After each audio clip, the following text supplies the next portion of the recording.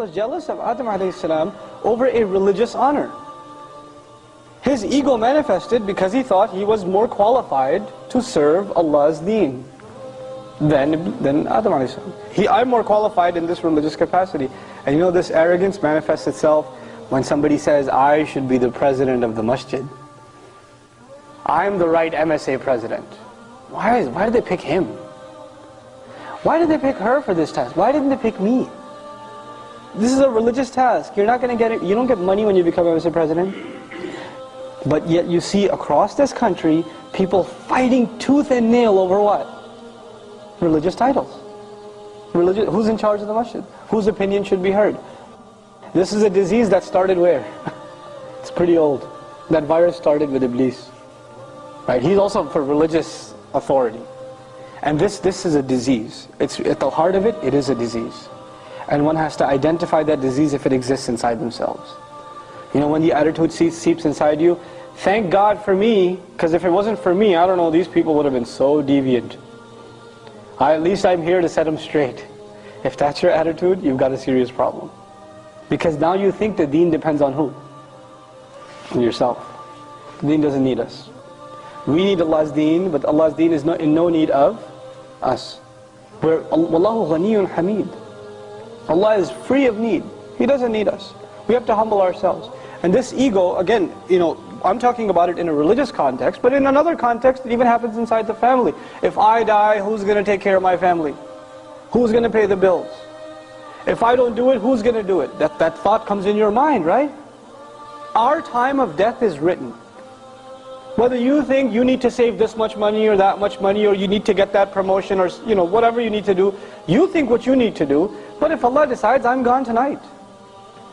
If it's written, it's written. And you know what? After I go, my kids, my wife, my husband, whoever, Allah has already taken care of them. I should never have thought I was the one taking care of them to begin with. I wasn't the one taking care of them. Allah was. He had been all along. I was deluding myself into thinking it depended on me. Nothing depends on me. Nothing depends on me. I am not the source of any good. Allah is the source of all good. That you know, when ego is the root problem, where does ego come from? Ego comes from the source point. The starting point is when someone doesn't truly appreciate what Allah is, who Allah is. When you don't appreciate who Allah is, you replace that with an appreciation of your own self. That's where it starts. That's really what the root of the problem is. So the first point I wanted to make, really, inshallah ta'ala, is people that wear the facade of the religion. They look religious, they talk religious, they have knowledge. May Allah protect us from this. There's a very serious problem. They look more religious, the outwardly is very good. But on the inside there's an ego. On the inside there's an urge to show your supremacy. You are more righteous, you are more qualified, you are in a better position than the other. And in your heart, if you look down upon another Muslim, no matter what their condition, if you look down upon another Muslim, if you do that, then you have this thing inside your heart called kibr. Kibr, arrogance. And you know, we learn from the advice of the Prophet ﷺ that the one who has a mustard seed, which is basically, you're saying, an atom, that much of arrogance in their heart, what is not open to them? Jannah is not open to them. Jannah is not open to them. So what I'm trying to say is, you have a Muslim who does bad things. You know, the guy drinks, whatever. He does some really bad stuff. His evil actions are outwardly. But your evil action is what? Inwardly. On the outside, you look good. You look like you're doing all right. His action is punishable for sure. For sure. You don't think yours is?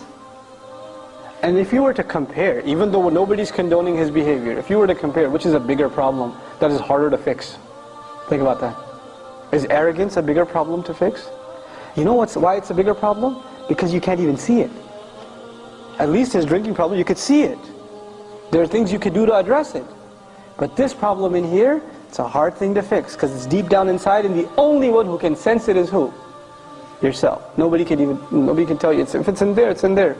We can't judge any of each other. We can't judge, oh, I can, you know, while I'm giving this talk, you're listening, you're like, I can think of somebody who's pretty arrogant right now that should be listening to this. Don't think of anyone else. That in and of itself, that's a sign of arrogance.